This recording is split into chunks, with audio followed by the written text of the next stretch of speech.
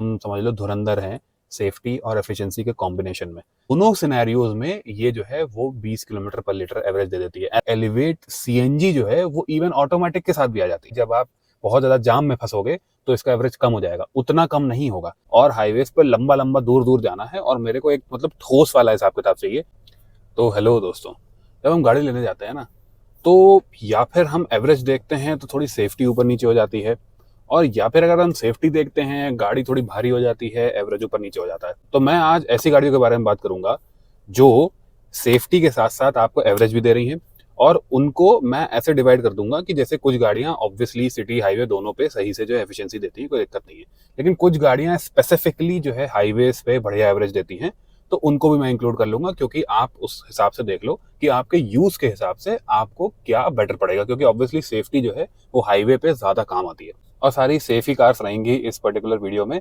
तो अगर आपकी गाड़ी यहाँ पे नहीं है तो बुरा मत मानना, मे भी हो सकता है कि सेफ्टी और जो एवरेज का कॉम्बिनेशन है वो उतना अच्छा उसका ना हो जो ऑब्वियसली दूसरी गाड़ियों का है। तो लेट्स स्टार्ट द वीडियो। मैं आपको होस्ट दोस्त सुयश, आप देख रहे हैं ड्राइव श्राइव, एंड लेट्स सी कि एक कॉम्बो चाहिए अगर आपको सेफ्टी प्लस एफिशिएंसी का, तो आप किस सेगमेंट में कौन सी गाड़ी ले सकते हो। तो सबसे पहले अगर हम ऊपर से स्टार्ट करें, वही 25 से 35 लाख रुपए वाला सेगमेंट, तो इसमें ऑब्वियसली एक जो ओवरऑल एवरेज है सिटी और हाईवे का दोनों मिला के, तो उसमें आपकी ऑब्वियसली इनोवा हाई क्रॉस और मारुति इन्विक्टो आ जाती हैं, हाइब्रिड मॉडल। ठीक है, याद रखना हाइब्रिड मॉडल। हाइब्रिड्स का क्या है कि और भी आने वाली हैं, तो उनमें ये चीज होती है कि जो नॉर्मली उस पर्टिकुलर वेट की गाड़ी का एवरेज होता है वो एकदम से बहुत बढ़ जाता है। तो आगे भी मैं इनकी बात करूंगा, और अगर आपको आने वाली सारी हाइब्रिड्स पता करनी है कि कौन कौन सी आ रही हैं, तो आप मेरी ये वीडियो देख सकते हो, इसमें मैंने जो है वो सब बता रखा है। और अगर आपको ये पता करना है कि हाइब्रिड काम कैसे करता है, hybrid versus electric versus CNG वगैरह, तो आप मेरी ये वीडियो देख सकते हो, इसमें जो है वो मैंने सबको समझाया हुआ है। तो इस सेगमेंट में ऑब्वियसली जो है अगर हम हर जगह से मिला लें, तो हाई क्रॉस और इन्विक्टो का हाइब्रिड अच्छा खासा एवरेज देता है। मतलब लगभग आपका इतनी बड़ी गाड़ी से 14-15 किलोमीटर पर लीटर टैंक टू टैंक आपका average on a daily basis निकल आएगा। और ये जो गाड़ियां हैं इनका अभी जो है वो भारत एनकैप में हाई क्रॉस का टेस्ट हुआ है, 5 स्टार तो आने ही थे। टोयोटा के ठीक ठाक ढंग के प्लेटफॉर्म पे बनी है गाड़ी। एज सच ये भी नहीं बोल सकते कि ये बहुत ज्यादा स्टर्डी है, क्योंकि इसकी जो बाहर की बिल्ड क्वालिटी है, जिसको कहते हैं कि हम आउटर पैनल्स की, वो उतनी स्टर्डी नहीं है। ठीक है, प्लेटफॉर्म ठीक है स्टर्डी है, लेकिन बाहर जो है जो बम्पर्स वगैरह हैं वो ऑब्वियसली जो जो नॉर्मली टोयोटा और मारुति का हिसाब किताब होता है उसी तरीके के हैं। तो सेफ्टी के हिसाब से ठीक है, और ऑब्वियसली माइलेज का एक अच्छा कॉम्बिनेशन है। कंफर्ट एम्फर्ट तो है उस हिसाब से बनी ही है गाड़ी। लेकिन आप कह रहे हो नहीं, मुझे एकदम मतलब थोड़ी तगड़ी गाड़ी चाहिए, और मुझे ज्यादातर जो है वो हाईवेज पे चलना है, और हाईवेज पे लंबा लंबा दूर दूर जाना है, और मेरे को एक मतलब ठोस वाला हिसाब किताब चाहिए। तो वहां पे ऑब्वियसली आपके पास आ जाती है 7 सीटर में सफारी और एक्सयूवी 700 का डीजल मैनुअल मॉडल। ऑटोमेटिक में 80 में जो है होगा कि आपका लगभग 2 किलोमीटर पर लीटर घट जाएगा मैनुअल से। तो अगर आपको ज्यादातर हाईवेज पे ही चलना है तो आप इनका मैनुअल भी ले सकते हो, कोई ऐसा दिक्कत नहीं है। एक किसी किसी के पास सेकंड गाड़ी होती है घर पे, एक छोटी गाड़ी है, बड़ी गाड़ी आपको चाहिए हाईवे हाईवे चलने के लिए फैमिली के साथ, तो आप इन दोनों गाड़ियों का डीजल मैनुअल देख सकते हो। लेकिन वो तो आपको चीजें पता ही होंगी डीजल के साथ, कि उसमें जो है अगर आप शॉर्ट ट्रिप्स करोगे, शहर में चलाओगे, तो ये सब में आपके डीपीएफ चोक होता है, और आपको ऑब्वियसली टाइम टू टाइम एक यूरिया भी डालना पड़ता है। तो इन दोनों चीजों का आप ध्यान रखना। और अगर आप किसी मेट्रो सिटी के आसपास रह रहे हो ना, तो आप थोड़ा सा जो है वो डीजल को अवॉइड कर सकते हो, क्योंकि 5-6 साल बाद अगर कुछ ब्लॉक हो गया है या फिर जो है वो इस तरीके से कुछ हो गया, तो आपकी रीसेल वैल्यू काफी कम हो जाएगी। अब उसके नीचे मॉडल्स में आ जाते हैं, तो ऑब्वियसली 1.5 लीटर में ग्रैंड विटारा हाई राइडर और होंडा सिटी हाइब्रिड, जिसका 1 लाख रुपए दाम घट गया है, अभी बिल्कुल रिसेंटली घटा है, वो आप देख सकते हो। Crazy efficiency for 1.5 litre 1500 CC के इंजन। अब मेन फर्क इन दोनों में ये है कि होंडा सिटी का जो हाइब्रिड है उसका जो इंजन है वो 4 सिलेंडर है, और इनका जो टोयोटा वाला इंजन है वो 3 सिलेंडर है। तो सिटी का जो ओवरऑल रिफाइनमेंट है उस पावर ट्रेन की, वो बेटर है टोयोटा से। तो अगर आपको दिक्कत नहीं है एक सिडान लेने में, तो आप सिटी का भी हाइब्रिड एक बार ध्यान से चलाना। और स्पेशली अगर आप हाइब्रिड हाई राइडर और जीवी का टॉप मॉडल देख रहे हो ना, तो आप जो है वो सिटी का हाइब्रिड जरूर देखना, क्योंकि वो उतना आवाज नहीं करता है खींचने पे जिनका इन दोनों का करता है।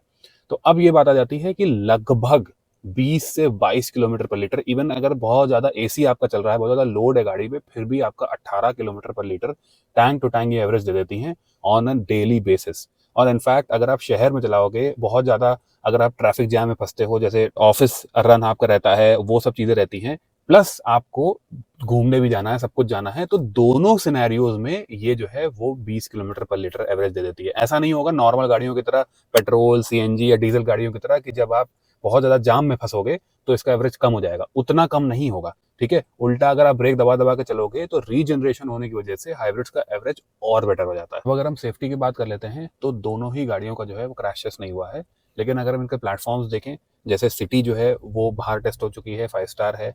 जैसे आपकी ग्रैंड विटारा और हाई राइडर ब्रेजा के प्लेटफॉर्म पे बनी है, ग्लोबल सी प्लेटफॉर्म पे। और प्लस जो अभी इनका थोड़ा सा माइल्ड फेसलिफ्ट आया है उसमें थोड़ा सा जो है रीइंफोर्समेंट भी किया गया है शैसी में, ओवरऑल और बेटर करने के लिए सेफ्टी इनकी।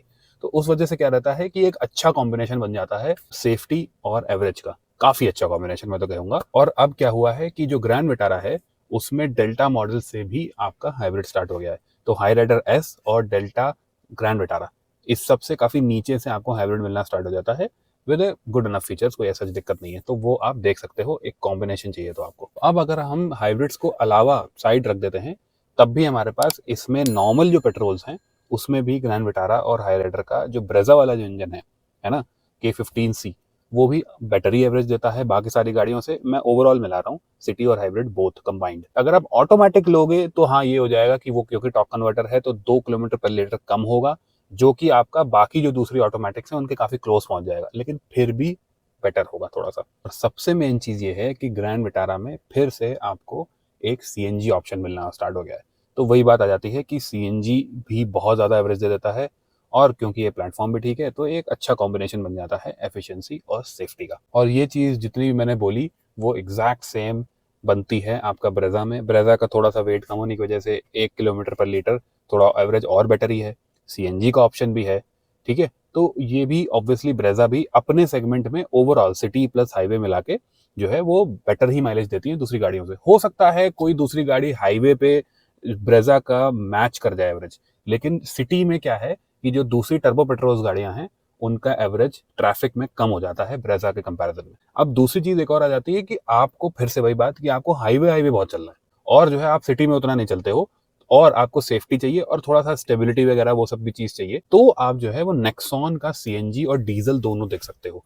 दोनों अच्छे एवरेज प्रोवाइड करता है। अगर आपको टॉर्क ज्यादा चाहिए, ज्यादा लोड खींचना है, ज्यादा फैमिली वैमिली करनी है और आपको सीएनजी में उतना मजा नहीं आ रहा है, तो आप डीजल देख सकते हो। और अगर आपको ओवरऑल हिसाब किताब ठीक चाहिए, जो नेक्सॉन और ब्रेजा का सीएनजी का एवरेज है हाईवेज पे, उसमें फर्क बहुत ही कम रह जाता है, मतलब 2 किलोमीटर पर किलोग्राम का ही फर्क रह जाता है। तो उस वजह से जो है वो आप अच्छा एक कॉम्बिनेशन नेक्सॉन सीएनजी में भी देख सकते हो हाईवे यूज के लिए। और मैं नेक्सॉन का ही क्यों डीजल इंजन बोल रहा हूँ, क्योंकि बोथ 3XO और सिरोस के डीजल इंजन से, डीजल मैनुअल से स्पेशली जो है वो इसकी थोड़ा सा एवरेज ज्यादा बेटर है हाईवेज पे। और दूसरा ये बात भी आ जाती है कि आज हम माइलेज और सेफ्टी की ही बात कर रहे हैं, अगर इसका डीजल इंजन की रिफाइनमेंट उतनी अच्छी नहीं है तो हम उसकी बात ही नहीं कर रहे हैं। ठीक है, तो Nexon diesel is a great highway car in my books. अच्छा, अगर आप जो रेट्रोफिट सीएनजी है जो डीलर लगा के देता है और वही डीलर जो है उसकी वारंटी वारंटी करता है, अगर आप उसको भी काउंट करते हो इन सब चीजों में, तो अमेज और एलिवेट सीएनजी जो है वो इवन ऑटोमेटिक के साथ भी आ जाती है। ठीक है, तो आप जो है वो इन दोनों गाड़ियों का ऑटोमेटिक लो, उसमें आप जो है डीलर से ही रेवाटो की सीएनजी लगवा दो, तो उससे क्या होगा कि आपको ऑटोमेटिक भी मिल जाएगी, सेफ भी मिल जाएंगी, दोनों गाड़ियां डिसेंट सेफ हैं, 6 बैक वगैरह सब कुछ स्टैंडर्ड हैं, और प्लस जो है वो सीएनजी मिल जाएगी। तो एक जो कॉम्बिनेशन है तीन चीजों का यहाँ पे आ गया, वो इन ये गाड़ियां जो है वो फुलफिल कर सकती हैं। लेकिन ऑब्वियसली रेट्रोफिट सीएनजी है तो वो एक प्रॉपर जो मैन्युफैक्चरर से सीएनजी आ रहा है उतना अच्छा उसकी सेटिंग नहीं हो पाती है। अगर हम उस सेगमेंट के भी नीचे आ जाएं तो बहुत ही ऑब्वियस है, not just Bharat NCAP, global NCAP ने भी जो है वो डिजायर को फुल 5 स्टार दी हैं विद ए स्टेबल शेल जो नई वाली है, और प्लस उसमें सीएनजी भी आ जाता है, और मतलब वो तो एकदम खतरनाक ही कॉम्बो हो गया। ठीक है, दूसरा कोई कॉम्बिनेशन जो है आसपास भी नहीं टिकता उसके। तो अगर आप नॉर्मल पेट्रोल ले रहे हो, अगर आप उसका एएमटी ले रहे हो, या फिर अगर आप उसका सीएनजी ले रहे हो, तो सारे के सारे ऑप्शंस जो हैं वो एकदम समझ लो धुरंधर हैं सेफ्टी और एफिशिएंसी के कॉम्बिनेशन में। ठीक है, वही बात आ जाती है कि जो बाहर के पैनल्स वगैरह हैं वो पहले की तरह ही हैं, बहुत ज़्यादा डिफरेंस नहीं है, लेकिन जेन्युइनली उसका जो प्लेटफॉर्म है वो थोड़ा अपग्रेड करा हुआ है। अब वही बात आ जाती है कि मैं बलिनो को भी इसमें इंक्लूड कर सकता था, लेकिन अभी 4 स्टार उसको भारत एनकैप से मिले हैं, और वो भी हमें पता नहीं है कि उसका जो शेल है वो स्टेबल है कि अनस्टेबल है, तो उसको हम अभी इसमें गिनेंगे नहीं। हम अभी एक प्रॉपर स्टेबल शेल डिजायर को ही गिनेंगे, जिसका एवरेज ओवरऑल जो है वो काफी अच्छा आ जाता है। तो शहर में आपको जो है वो 15 दे देगी और हाईवेज पे आपको 22-23 तक दे देगी, और सीएनजी में तो मतलब 30 के ऊपर दे देगी अगर आप सही से चलाओगे तो। उसके नीचे जितनी भी गाड़ियां हैं उसमें या फिर क्या है, 6 एयर बैग्स नहीं है, और या फिर अगर 6 एयर बैग्स हैं तो प्रॉपर एक टेस्ट उनका नहीं आया हुआ है, तो इस वजह से वो एफिशिएंट तो बहुत है, ठीक है, सीएनजी ऑप्शंस भी हैं इसके नीचे, लेकिन एक प्रॉपर सेफ मैं उनको नहीं बोलूंगा। तो इस वजह से जो है वो ये लिस्ट है ये यहीं डिजायर पे ही खत्म होती है। मैंने आपको पहले ही बता रखा है कि फ्रॉन्क्स हाइब्रिड जो है अगले साल लॉन्च होने वाली है।